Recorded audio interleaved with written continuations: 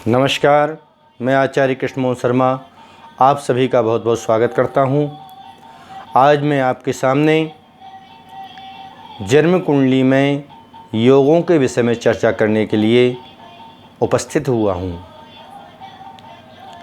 आज मैं आपको बताऊंगा कि जन्म कुंडली में यदि कोई खराब योग हो तो उसके क्या दुष्परिणाम होते हैं और क्या उसके सुपरिणाम होते हैं, यह बताने आया हूँ।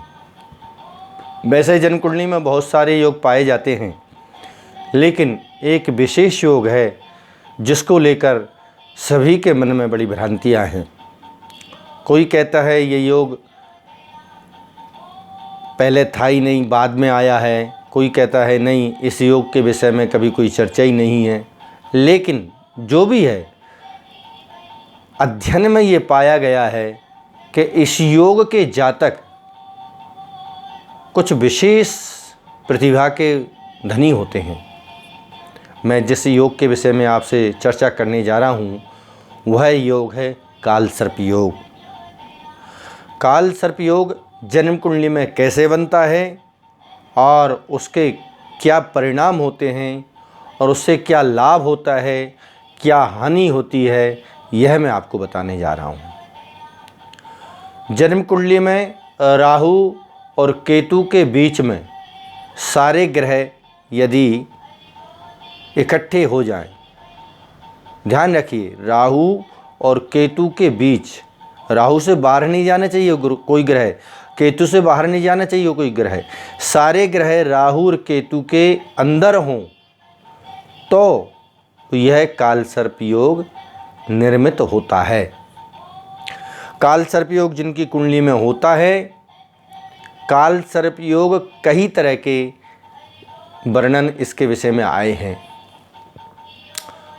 लेकिन मैं आपको बता दूं, काल सर्प योग जिनकी कुंडली में है वह कुंडली वाले जातक कोई साधारण नहीं होते हैं, कुछ विशेष प्रतिभा लिए होते हैं।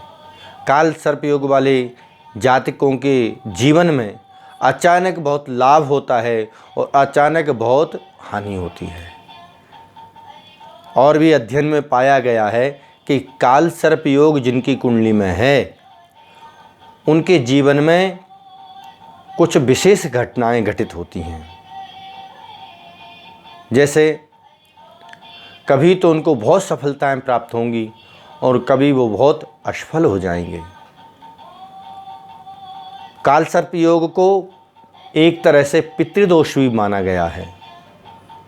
जिनके जीवन में काल सर्प योग है, जिनकी कुंडली में काल सर्प योग है, उनके जीवन में पितृदोष का भी एक कनेक्शन माना गया है। लेकिन काल सर्प योग जिनकी भी कुंडली में है वह कुंडली के जातक साधारण नहीं होते, बड़े विशेष प्रतिभा के धनी होते हैं और जो भी कार्य करते हैं उस कार्य को बड़े उच्च स्तर तक ले जाते हैं। काल सर्प योग जिनकी कुंडली में है वह कुंडली के जातक यदि भगवान शिव की पूजन करते हैं, भगवान शिव की आराधना करते हैं, तो चाहे काल सर्प योग अच्छा हो चाहे बुरा हो, उनके लिए अनुकूल फल देने वाला होगा।